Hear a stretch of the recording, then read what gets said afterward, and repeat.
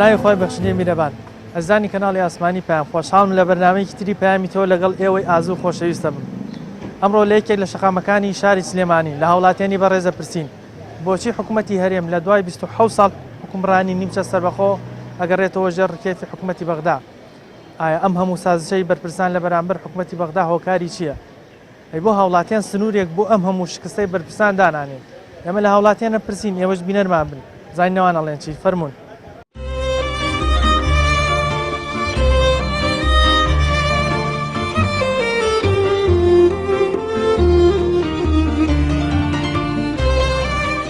بۆچی حکوومەتی هەرێم لە دوای 27 ساڵ حکومڕانی نیمچە سەربەخۆ ئەگەڕێتەوە ژێر ڕکێفی حکوومەتی بەغدا؟ ئێمە سەرگەوتوو نەبووین لە سیاسەتە. ئەمانە بەڕێی من پێم وابێ بازرگانێکی باشن، نەک سیاسەتمەدارێکی باش. حکوومەتی هەرێم ئەگەر بتوانێت خۆی چاک کات ئەتوانێت تەنازولاتی زیاتر نەکات. ئەو تەنازولاتانەی کە ئەیکا بۆ دەوروبەر بۆ خۆی بکات. شکۆی کورد هەر نەما هەر بە تەواوەتی شکا تازە ناگەڕێنەوە بۆ جاری پێش و تاو ڕۆی. ئەگەر هەڵەکانمان ڕاز نەکەین و لەسەر هەڵە بەردەوامی ڕەنگە خراپترشبان لەسەر بێ. لەناو خۆمانە یەک نین، عیلەمان یەک نییە، پەرتەوازەیە، هەر کەسەوە بۆ خۆی. لەو باوەڕام کوردستانیش تەسیم بە عراقەکەن و بەس لە پێناوی بەرژەوەندی خوانە، بەس ئەوەی کە بەرژەوەندی خوانە بێ خوان لە سەدەساڵمێنەوە هەموو میلەتی کورد تیا بچێ بە خیاڵیان نامایە. خەڵکی نەخوێندەوارن هاتوون ئەم میلەتە بەڕێوە دەبن، بە خەڵکی نەخوێنەواریش میلەت بەڕێوە ناچێت.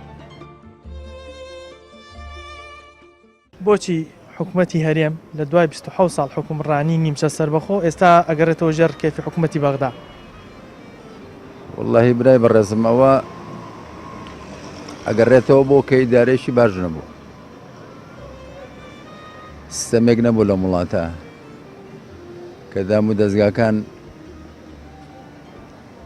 تۆکمە بکرێت و ژێرخانی ئابووری ببوژێتەوانێ و وەکو هاوڵاتێکی کورد چاوەڕێەکەی شکستی زیاتر بەخۆی ببینە حکوومەتی هەرێم؟ نەئینشەڵڵا شکستی زیاتر نابێت. باشە، ئەی بۆ لە دوای ئەم 27 ساڵە حکومڕانی کورد تا ڕادێکی زۆر نیمچە سەربەخۆ ڕیاری بۆ خۆی داوە، ئێستا جارێکی تر بۆ کۆمەڵێک شتی سەرەتایی بۆ کۆمەڵی پێداویستی سەرەتایی هاوڵاتیان ئەبێ بگەڕێتەوە ژێر حکوومەتێکی تر و لەژێر ئەوە فەرمان و شتەکانی خۆی جێبەجێ بکات. ئەوە گەڕێتەوە بۆ ئەزانین چۆنە سیاسەت. ئێمە سەرگەوتوو نەبووین لە سیاسەتە، ئەین لە وڵاتی ئێمە سەرگەوتوو نەبووین. وەڵایەوە پەیوەستە بە بارودۆخی ئابووریەوە، یعنی ئابووری وڵاتەکەمان تا ئێستا نەگەیشتوتە ئاستێک کە بتوانێت سەربەخۆیی خۆی بەڕێوە بەرێ، یان مەعاش بۆ موەزەفەکان و بۆ مامۆسایان و بۆ کارمەندان دابین بکە. باشە بۆ ناتوانین؟ ئەمە کۆمەڵێ ڕۆتین و گەندەڵی هەیە کە لە ناو دام و دەستگا و حکوومیەکانە هەیە و ئەمانە بەڕێی من پێم وابێ بازرگانێکی باشن، نەک سیاسەتمەدارێکی باش. باشە، وەکو هاوڵاتێکی کورد پێشبینیەکەی حکوومەتی هەرێم شکستی زیاتری با بڵێن بەخۆ ببینێ لە بەرامبەر حکوومەتی عێراقی؟ ئەگەر لەسەر ئەم ڕێچکەیە بڕوا بڵێ. بۆچی حکوومەتی هەرێم لە دوای 27 ساڵ حکومڕانی نیمچە سەربەخۆ ئێستا جارێکی تر ئەگەڕێتەوە ژێر ڕکێفی حکوومەتی بەغدا؟ بەڵێ، چونکە خۆی هیچی پێ نەکراوە، ئیدارەی نەبووە، یعنی وابەستەی ئەوامیری دەوروبەری خۆی بووە، ئەوام دەوروبەریش هیچی دڵسۆزی کورد نییە، ئیشی لەسەر کورد کردووە. ینی 27 ساڵە ئێرانیش و تورکیاش و ئەمریکاش و عەرەبیش و هەمووی ئیشی لەسەرەوە کردووە کە وا بکە کە ئەوەی کە بەعز نەیتوانی بیکە بەمانی بکەن، ئینتیمای شەخص لێیاڵن، خەڵک ئینتیمای بۆ خاک و نیشتیمان و وەتەنی خۆی نەمێنێ. کێ هۆکار بۆ ئەمانی کە تۆیڵێ؟ هۆکار تەمان هۆکاری یەکەم دژمنەکانی کوردن، دەوروبەرەکەیەتی ئەوانەی کە مەساڵحیان لە مەنتیقەیە، مەسەڵەن تورکیایە، ئێرانە، ئەمریکایە، عەرەبە. کورد خۆی تا چەندێک توانیوێتی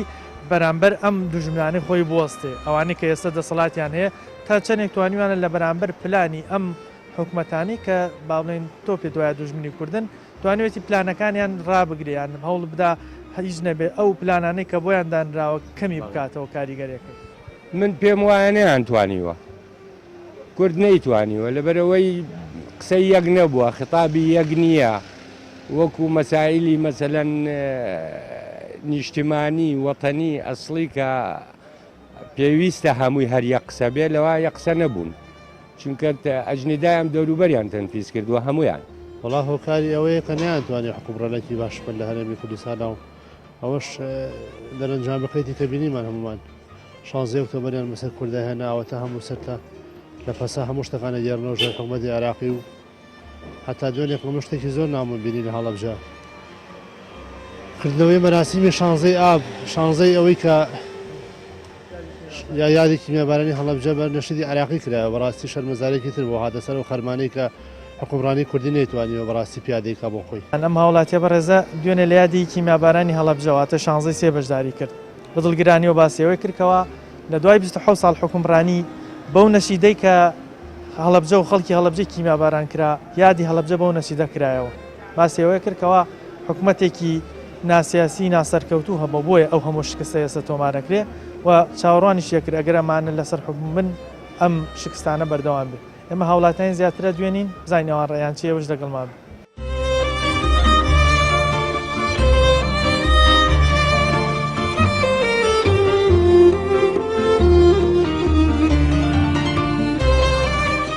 بۆچی حکوومەتی هەرێم لە دوای 27 ساڵ حکومڕانی نیمچە سەربەخۆ ئەگەڕێتەوە ژێر ڕکێفی حکوومەتی بەغدا ئێمە سەرگەوتوو نەبووین لە سیاسەتە ئەمانە بەڕێی من پێم وابێ بازرگانێکی باشن نەک سیاست مەدارێکی باش حکوومەتی هەرێم ئەگەر بتوانێت خۆی چاک کات ئەتوانێت تەنازولاتی زیاتر نەکات ئەو تەنازولاتانەی کە ئەیکا بۆ دەوروبەر بۆ خۆی بکات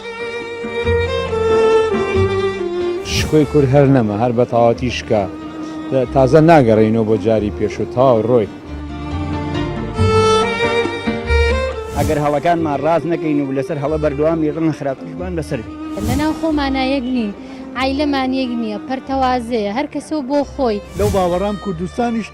تەسیم بە عراقەکەن و بەس لە پێناوی بەرژەوەندی خوانە بەس ئەوەی کە بەرژەوەندی خوان هەبێ خوان لە سەدەسەڵات بمێنەوە هەموو میلەتی کورد تیا بچێ بە خیاڵیانانە خەڵکی نەخوێندەوارن هاتوون ئەم میلەتە بەڕێوە دەبن بە خەڵکی نەخوێنەواریش میلەت بەڕێوە ناچێت حکوومەتی هەرێم لە دوای 27 ساڵ حکومڕانی ئێستا سەیرەکەین بۆ زۆر شتە گەڕێتەوە ژێر ڕکێفی حکوومەتی بەغا باشە هۆکار چییە بۆ ئەوە هۆکار بڵین چی بێت ترە شکۆی ئەم میلەتەیان شکان و تر ئەم حیزبانە بەعام هەر هەمیان ویان لەم میلەتە کرد شکۆی کورد هەر نەما هەر بە تەواوەتی شکا تازە ناگەڕێنەوە بۆ جاری پێش و تاو ڕۆی ئەو کێ هۆکار بۆ ئەمەی کە تۆڵێ وڵا ئەم حیزبانە ئیتر بە دەرەجە یەکەم ئەم حیزبانە کە ئاوایان کردو کە لە پێناوی حیزبایەتی خۆیان هەریەکە بۆی ئەم ئەو بابە عەرزە ئەو بابە عەرزە لەبەر ئەوە بە تاچیت چاوەڕوانەکەی وەکو هاوڵاتێکی کورد بە حکوومەتی هەرێم شکستی زیاتر و تەنەزولی زیاتر بەخۆی ببینێت وڵی ئیشەڵا بڕوا ناکەم لە مۆدووە لەبەرەوەی تازە چوونەوە سەر خەتەکەی خۆیان ئیتر خەڵیان ئەو خەتەی کە ئیتر بەهێمنی لەگەڵ وەزاگەیا بڕون چووکە منتیقەکە گۆڕاتەوە ئێستاوە تا عەفرین وا ئیبادا بێ وا ئیتر کوردیان بەو شێوەی لێکرد و لەبەرەوە باشترین حل ئەوەی بەهێمنی لەگەڵ حکوومەتی عێراقا وردە بەڕێکەن و تەواو وڵای هۆکار بەلایانی من ئەوەیە کە ئەم حیزبە کوردیانە زۆر لە ناوێکە یەک نەبوون چاوەڕوانەکەیشیان بە کەس نەکردووە لە خۆیان زیاتر بەس ئەوەی زانن شتی نازن چاوەڕوانەکەی شکستی زیاتر بە خۆیانەوە ببینن ئەگەر یەک نەگرن بەڵێ ئەگەر یەک بگرن ئەرکی خەڵک چێ لە ئێستاە بەرامبەر حکوومەت ئەوەیە دەست بەم حکوومەتەوە بگرێت بە حکومەت ڕاستکەرەوە ئەگەر هەڵەکانمان ڕاستکەینەوە حکومت ڕاستی کاتەوە سەرکەوتوون ئەگەر هەڵەکانمان ڕاست نەکەین و لەسەر هەڵە بەردەوامی ڕەنە خراپتیشبان لەسەر بێ حکوومەت وەکو تۆڵەی گوێ بە هاوڵاتی یاسایەگرێت نایگرێنە چی بکە هاوڵاتی بۆ نەسبینی هەڵبژاردنە ئایا ئەوە دەرفەتێک نییە بۆ هاوڵاتی بۆ بتوانێت لەو ڕێگەی جارە بیرکاتە بزانێت کامە بە کەڵکیە کامە گوێی لێگرێت دەنگ بەو کەسەبە بۆچی 27 ساڵە بە بەردەوامی خەڵکە دەنگ بمانەدا وڵی ترەوە خەڵکە خۆی کەوتۆ نازان وایە خەڵک ئێستا گلەی شەکا و دوایش دەنگشان وڵی ترەوە خەڵکە وا دروست بووە بەرنامەکەی وا هاوردوێتی سروشتەکەی وایە لە کوردستان سروشتەکەی وایە حکوومەتی هەرێم تا چەند هاوکاری تۆ بووە لە هیچ و کاروبارەکە تا چەندێک توانیوەتی مافەکانی دابین بکە وەڵاهی من بڕوا ناکەم هیچی بۆ دابین کردێت بەس دامینکردنی ئاشتی کوردستان ئەوە لە ئەستۆی حکوومەتە ئەوە باش بۆ ئێوەزان کوردیانی چی؟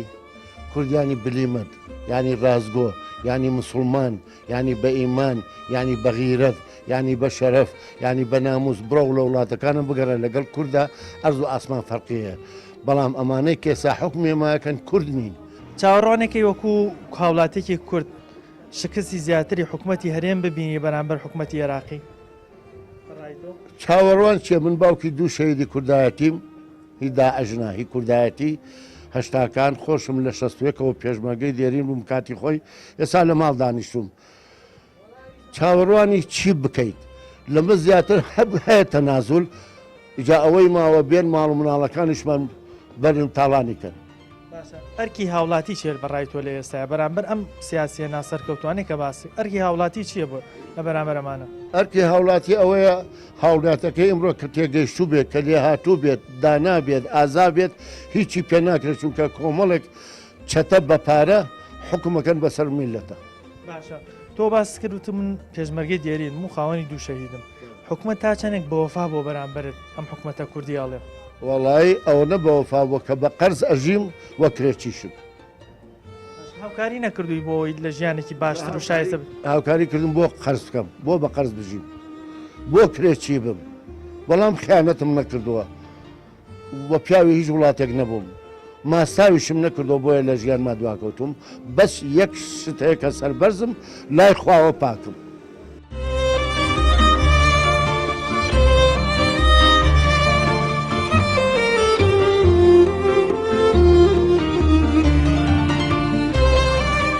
بۆچی حکوومەتی هەرێم لە دوای 27 ساڵ حکومڕانی نیمچە سەربەخۆ ئەگەڕێتەوە ژێر ڕکێفی حکوومەتی بەغدا ئێمە سەرگەوتو نەبووین لە سیاسەتە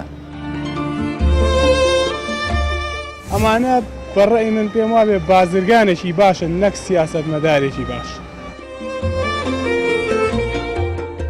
حکوومەتی هەرێم ئەگەر بتوانێت خۆی چاک کات ئەتوانێت تەنازولاتی زیاتر نەکات ئەو تەنازولاتانەی کە ئەیکا بۆ دەوروبەر بۆ خۆی بکە شکۆی کورد هەر نەما هەر بە تاواتی شکا تازە ناگەڕینەوە بۆ جاری پێش و تاو ڕۆی ئەگەر هەڵەکانمان ڕاز نەکەین و لەسەر هەڵە بەردەوامی ڕەن خراپتیشمان لەسەر بێ لەناو خۆمانە یەک نین عیلەمان یەک نییە پەرتەوازەیە هەر کەسەوە بۆ خۆی لەو باوەڕام کوردستانیش تەسیم بە عراقەکەن و بەس لە پێناوی بەرژەوەندی خوانە بەس ئەوەی کە بەرژەوەندی خوانە بێ خوان لە سەدەسادمێنەوە هەموو میلەتی کورد تیا بچێ بە خیاریان هەنایە خەڵکی نەخوێندەوارن هاتوون ئەم میلەتە بەڕێوە دەبن بە خەڵکی نەخوێنەواریش میلەت بەڕێوە ناچێت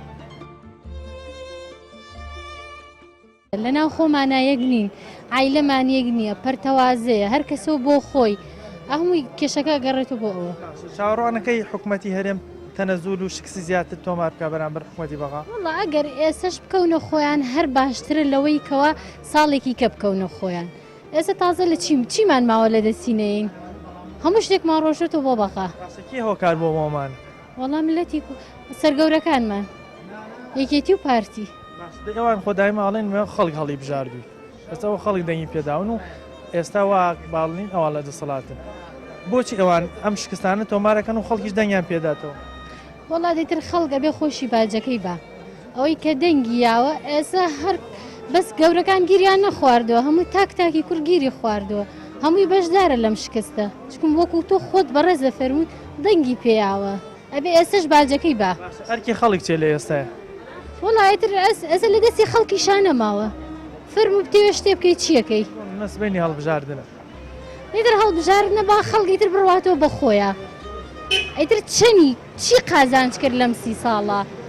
دوای 30 ساڵتر چاوەڕوانی چیەکە چارەسەر چێ بەڕایتون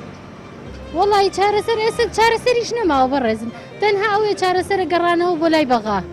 بۆ ژێر دەسەڵاتی عراق چی بکەن ئێسانی لە دەستی کەسان نەماوە لە دوای 27 ساڵ حکومڕانی نیمچە سەربەخۆی خۆی لە دوای 91ەوە تاوەکو 2010 ئێستا قسەی دەکەین ئەگەرێتەوە ژێر کێفی حکوومەتی بەغا پێت وایە هۆکار چێتەوە وەڵی هۆکارەوەیە سەرکردەکان هیچیان ڕاستیان نەکردو لەگەڵ میلەتی کووردا هەمویان خائین بوون و هەمویان لە پێناوی بەرژەوەندی خۆیانە شۆڕشان دروست کردەوە بە ڕێزەکەم هەمووی ئەوە وەکەوە ئێستا هەمویان گەڕاونەتەوە بۆ حکوومەتی عراقی و حکوومەتی عراقی هەرچێکیان پێ بڵێ ئەوان ئامادەن هەموو بڕیارەکانی حکوومەتی عراقی جێبەجێ هاوڵاتیەک چاوەڕوانەکەی تەنەزور و شکستی زیاتریش بەخۆی ببینێ لەو باوەڕام زیاتر لەو باوەڕام کوردستانیش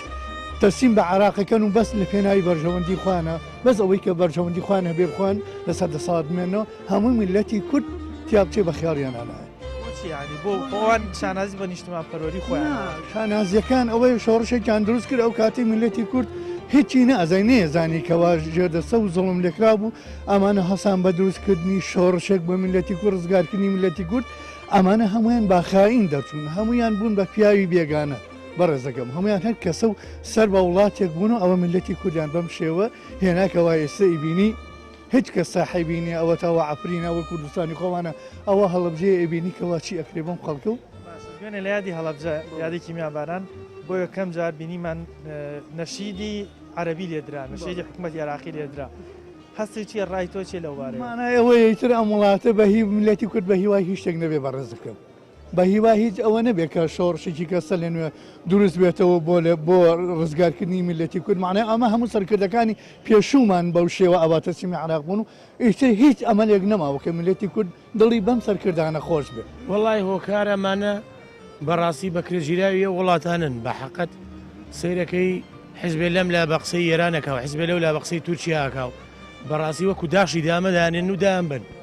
هیچی تر نییە ئەمانە بەڕاستی هیچیان بۆ کورد نەکردووە بەس کۆمەڵێ مافیان دروست بوون لەم وڵاتە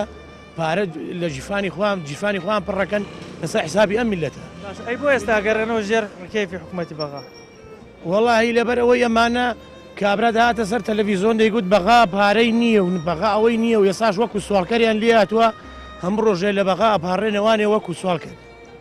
چاوەڕانەکەی شکستی زیاتر بەخۆی بینی و حکوومەتی هەرێم وەڵی یاخواوان نەبێ بەڵام تا سەحەبی ئەم دم و چاوان نەبین ئارەوەڵات زۆر لەوەش خراپتری بینی چکە ئەمانە بەڕاستی کۆمەڵێ خەڵکی نەخوێندەوارن هاتوون ئەم میلەتە بەڕێوە دەبن بە خەڵکی نەخوێنەواریش میلەت بەڕێوە ناچی بە حەقەت چارەسەر چیە یان ئەرکی خەڵک چییە کە پێویستە لە بیکا لە ئێستا وەڵی چارەسەر ئەوەیە خەڵک بە دەنگدان بە هەر شتێک بێ ئەمانە لە ناوبەرێ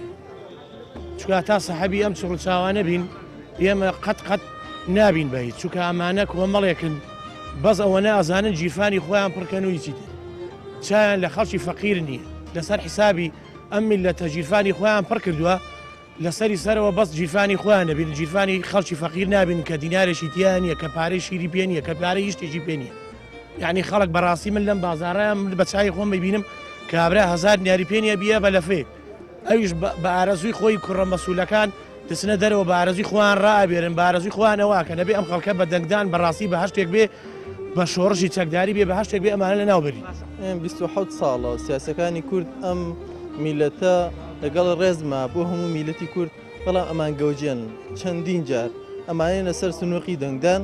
هەمان فلیمی جارانمە پێ دووبارەکەنەوە هەمان سیناریۆ هەمان فلیم هەمان سیناریۆدایان ڕشتووە ئێمە ئەوێ بەرپای بکەین ڕاستە لێرەشە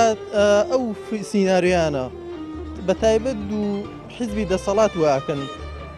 بۆ نمونە حیزبێکی وەکو کۆمەڵ گۆڕان ئەگەر هیچی بەدەستەوە نیە لە پارە و سەرۆتی ئەم میلەتە هەرەوەنی پێکرێت ئەگەر خزمەتی ئەم میلەتی پێ بکات بۆ نمونە ئێمە ئەگەر لە کوردستانە سەیری ئەم لاولا بکەیت کۆمەڵ و گۆڕان لەوانەیە خزمەتێ بکەن یاگرت و خزمەتێ بکات بەڵام خەڵک وا نایبینێت ئەگەر یەکێتی شتێ بکات بە گەورەتری بینێت بۆچی لەبەر ئەوەی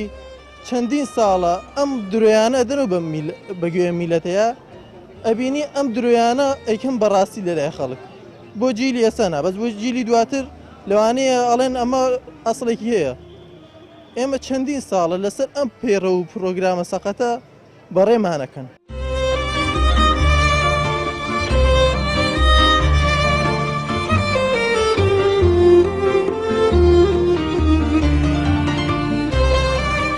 بۆچی حکوومەتی هەرێم لە دوای 27 ساڵ حکومڕانی نیمچە سەربەخۆ ئەگەڕێتەوە ژێر ڕکێفی حکوومەتی بەغدا ئێمە سەرگەوتوو نەبووین لە سیاسەتە ئەمانە بەڕێی من پێم وابێ بازرگانێکی باشن نەک سیاست مەدارێکی باش. حکوومەتی هەرێم ئەگەر بتوانێت خۆی چاک کات ئەتوانێت تەنازولاتی زیاتر نەکات. ئەو تەنازولاتانەی کە ئەیکا بۆ دەوروبەر بۆ خۆی بکات. شکۆی کورد هەر نەما هەر بە تەواوەتی شکا تازە ناگەڕێنەوە بۆ جاری پێش و تاو ڕۆی. ئەگەر هەڵەکانمان ڕاز نەکەین و لەسەر هەڵە بەردەوامی ڕەنگە خراپترمان بەسەر لەناو خۆمانە یەک نین عیلەمان یەک نییە پەرتەوازەیە هەر کەسەوە بۆ خۆی لەو باوەڕام کوردستانیش تەسیم بە عراقەکەن و بەس لە پێناوی بەرژەوەندی خوانە بەس ئەوەی کە بەرژەوەندی خوانە بێ خوان لەسەر دەسەڵاتمێنەوە هەموو میلەتی کورد تیا بچێ بە خیاریانانە. خەڵکی نەخوێندەوارن هاتوون ئەم میلەتە بەڕێوە دەبن بە خەڵکی نەخوێنەواریش میلەت بەڕێوە ناچێت. ئەی بۆ هاوڵاتیان سنوورێک بۆ ئەم بابلین ناسیاسیانە یان ئەم سیاسی ناسەرکوتوانە دانانێت. واللهی کاکە خەڵک ناچارە خەڵک ژیانی ئەوێ ئیتر ئەم بێت و ئەو بێ خەڵک ئەوێ بژی گەنا مەسەلەکە ئەوە نییە بڵێن ئەم حیزبەیە و حیزبەیە خەڵک ژیانی ئەوێ ینی چیە بیژیانەیە خەڵک ئەوەیەوێت. هاوڵاتی چی بکە ئەوەی لە توانای هاوڵاتیە بوو خۆ پیشاندانە نەکردنی دەوامە بایکۆتکردنی دەوامە هەموو ئەم ڕێگانە گیراوەتە بەر کاتێک کە گەورەکانمان دڵسۆزمان نەبن دەسەڵات لە هاوڵاتیەوە چییە؟ چارەسەر چیە بەڕای تۆ؟ چارەسەر بەڕێی من ئەبێت گەورەکان سەرکردەکان ئاوڕێک لە میلەتەکەی خۆیان بنەوە وەک غاندی ئاسابن جیڤارە ئاسابن ئەبێت کەسانی وەکو ماندێلا هەبن بۆ چاکسازی بۆ نەهێشتنی ئەم ڕۆتین و گەندەڵیانە لە وڵاتە هەتاوەکو کەسانێکی وان نێنە سەر ئەرزی واقع ئەمە چارەسەر ناکرێت. چاوەڕێیەکە وەکو هاوڵاتێکی کورد حکوومەتی هەرێم شکستی زیاتر لە بەرامبەر حکوومەتی بەغدایە بەخۆی و ببینێ تەنەزولی زیاتری بۆ بکات.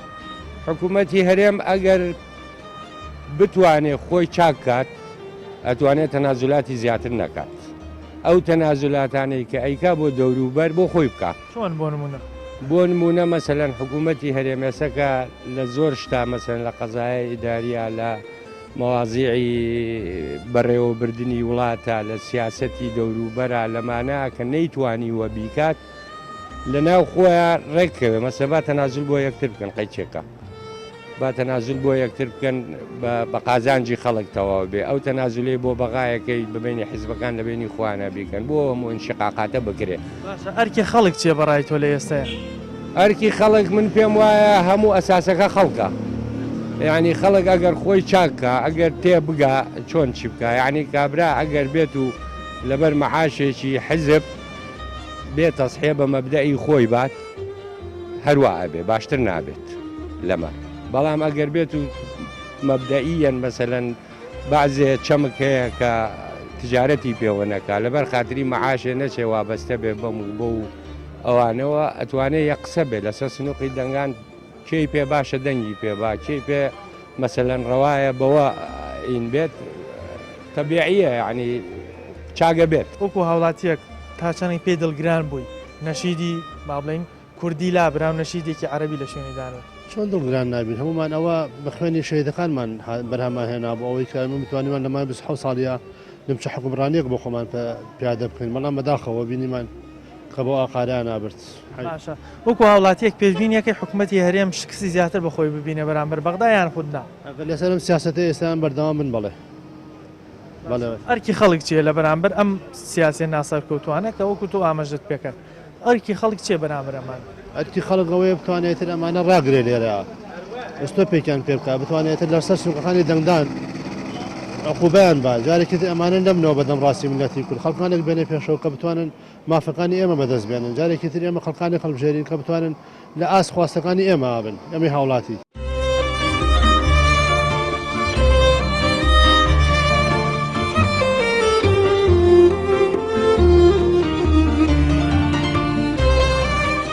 بۆچی حکوومەتی هەرێم لە دوای 27 ساڵ حکومڕانی نیمچە سەربەخۆ ئەگەڕێتەوە ژێر ڕکێفی حکوومەتی بەغدا؟ ئێمە سەرگەوتوو نەبووین لە سیاسەتە. ئەمانە بەڕێی من پێم وابێ بازرگانێکی باشن نەک سیاست مەدارێکی باش. حکوومەتی هەرێم ئەگەر بتوانێت خۆی چاک کات ئەتوانێت تەنازولاتی زیاتر نەکات. ئەو تەنازولاتانەی کە ئەیکا بۆ دەوروبەر بۆ خۆی بکات. شکۆی کورد هەر نەما هەر بە تاواتی شکا تازە ناگەڕێنەوە بۆ جاری پێش و تاو ڕۆی. ئەگەر هەڵەکانمان ڕاز نەکەین و لەسەر هەڵە بەردەوامی ڕەنە خراپیشمان لەسەر لەناو خۆمانایەک نی عیلەمان یەک نییە پەرتەوازەیە هەر کەسەوە بۆ خۆی لەو باوەڕام کوردستانیش تەسیم بە عراقەکەن و بەس لە پێناوی بەرژەوەندی خوانە بەس ئەوەی کە بەرژەوەندی خوان هەبێ خوان لەسەر دەسەڵات بمێنەوە هەموو میلەتی کورد تیا بچێ بە خیاڵیانانە. خەڵکی نەخوێندەوارن هاتوون ئەم میلەتە بەڕێوە دەبن بە خەڵکی نەخوێنەواریش میلەت بەڕێوە ناچێت. ئەرکی هاوڵاتیان چێ بەڕای تۆ لە ئێستەیە؟ وەڵا ئەرشی هاوڵاتیان هەر ئەوەیە یەکگرتو بن و دەستخۆنە ناو دەستیەک و بە هەموو شێوەیە بەسم هاوڵاتیە لە بەرامبەر ئەم دەسەڵاتی کە وەکو تۆ باس ئیتر ئەوەی من چیم بەدڵە با ئەوە هەڵبژێرم لەسەر سنووقەکانی دەنگان تۆ چێو بەدڵە ئیتر هەچ کەس بەڕێی خۆیە ئەوەی چێ پێی باشە. باشە ئەو حکوومەتە کوردیە توانیوێتی هاوکاری بۆ نمونە کوردانی ڕۆژاوا کوردانی باکوور بکە یان نەخێر لە هەندێک جارە دژیان وەستاوە ڕێی تۆ؟ نەخێر زۆر کات لەبەر مەسلحەتی تایبەتی خۆیان دژایەتیشیان کردووە نەوەڵا بە هیچ شێوە کۆی یارمەتی. هەستی کوردایەتی و نیشتیمان پەروەری چی بەسەرا بوو جان هەستی نیشتیمان پەروەری و کوردایەتی چی بەسەر هات کە جاران باسی هەستەکە زەعیف بووە بەڵام ئێمە بێ بە هەموو شێوە هەوڵ بین لەمە دو زیینگوی کەینەوە کوردە لە ناخمانە سەر لە دروست بێتەوە شتا. چارەسەر چێ بەڕای تۆ؟ چارەسەر ئەوەیە ئەم لە بنەڕە تا ئەم بنە ماوە شتانە نەمێنێت ئەمە یەک دووەمیش من بۆ ڕەفەی دۆم ئێوە ناوتا ناو نازام چی من لای من ڕەفەی دۆمە بایان کردمتیان دەنگ نایە ڕەفیق برادەر وتم 100 ساڵ دواکەوین 100 ساڵ کوردیان دواخست. باشە ئەو سیاسیانی کە تۆ باسی کرد زۆربیان بە نیشتیمان پەروەرەتی خۆیان شانازیەکەن بە پێشمەرگایەتی خۆیان شانازیەکەن بەڵام تۆ بت پێ دوایە ئەمان ئەو هەموو شکستیان ڕوبەڕۆی کورد کردوێتەوە یان بۆچی ئەوان بە تاوان بارەزانی؟ گوێ لەم دوو کەلیمەیە بگرن بە قسەی وشک کارمەی سەر نابێ بە درۆفیشاڵ برسی تێر نابێ کۆتایی ژیان ئاخری مردنە 2 مەتر زەوی 3 گەز کفنە کەسیش بەدۆی خۆی ناڵەترش ئەگەر ڕازەکەن دل لە کەسوکاری شەیدان بکەنەوە ئەگەر ڕازەکەن بیز لەو ڕسوڵتە بکەنەوە ئەگەر ڕازەکەن ئەمە کوردستانە پڕ بۆ لە بێگانە ئەمە کوردستانە خاوەنی خاک و ئاوەکە ناتوانێت بژێمی ڕاکە بۆ هەندەران هەندەران چییە؟ هەندەران هەمووی بەرەڵای و بێخلاقیە لە ناچاریان ڕاکە کابرا ئاو بیبە دەزەگرێت بە پوشەکە خۆ پوشە نەجاتی نایە. ئەرکی خەڵک چیە لە ئێستا بەڕای تۆ؟ وڵی خەڵک بێزارە بەس خەڵک دەسەڵاتی نییە کاکە گیان خەڵکیان وا ڕسووا و ڕەزیل کردووە هیچ دەسەڵ ئەوەی کە فەقیرەوە ئەوەی کە موچەخۆرەوینە هیچی پێناکرێ ئەوەشی کە پیاوی خۆیانە های لای بەژی و هیچ دەسەڵاتێکی نیە ئەوەی کەەوە چی سبەینی هەڵبژاردنە خەڵک ئەبێت چی بکە؟ واللهی خەڵک بەڕێزیان خۆ خەڵک بڕوادیانە ڕوا باوەڕ ناکەم ئەوەی ویژدانی هەبێ بچە دەنگ بات ئەوەی ویژدانی هەبێت لەم وڵاتە چونکم کارێکیان نکردو بە میلەتی کورد کە ڕستیی کە میلەتی کورد میعنی هەست بەوە بک بڵێ ئەمانە سەرکردەی کورد و ئەمانە دڵسۆزن با ئێمە بڕۆنە سەر سنوقەکانی دەنگدان و دەنگ بین بۆ ئەوەی ئێمە لەژێ دەسی و چەساوی ئەگەر خەڵک بەڕای تۆ ئەگەر خەڵک دەنگ نەدات ئەمانە لە حکم لا چنیان چارەسەری وەزعەکە بێت. واللهی من لەو باوەڕام ئەمانە بە دەنگانی ئەمانە ئەمە ئەگەر دروستکراوی وڵاتان بن بە هامان شێو ئەمانە هێنەوە سەردەسەڵات یعنی ئەگەر خەڵکێکی دڵسۆز بڕوات دەنگ نایە دەنگ باە دەنگە من لەو باوەڕام ئەگەر دروستکراوی ئەو وڵاتانە بن هامان سنوقەکانیان بۆ پڕەکەنەوە لە ئەو دەنگانێکەوە خۆیان بۆ لە پێناوی بەرژەوەندی خۆیانە ئەگەر بیانەوێ ئەگەر نەیشانەوێ ئەمانە ڕسوا ئەبن و ئەچنە زەڵاتێکی بە ئەزمون کە لە بابلین تەمەنێکت هەیە پێت وایە چارەسەر چییە؟ پێشنیاری چییە بۆ خەڵک؟ واللهی چارەسەر ئەوەیە ئەمانە لەسەر دەسەڵات نەهێڵن بەڕێزەکەم میلەتی کورد یعنی هەر ئەوەنەی لێکوژێ ئەوەی لە عفرین و ئەوەی لە ناو ئاوەکانی دیجلە و بڵێن عفو ئەو بەحرەکانی کەەوە ڕۆشتن ئەو گەنجانە هەم ڕۆشنکردکان یعنی دوو ئەوەنە لە میلەتی کورد ئەکوژێ ئەمانە هەوڵ بن ئەوانە لەسەر دەسەڵات لابن چون ئەمانە هیچ سوودێکیان نییە بۆ ملەتی کورد ئیلا ئەوەنەوەی بەکرێ گیراون بە مقاشی دەستی بێگانن بە قورمیشی بێگانە ئەڕۆن بەڕێوە هیچ سوودێکیان بۆ ملەتی کورد.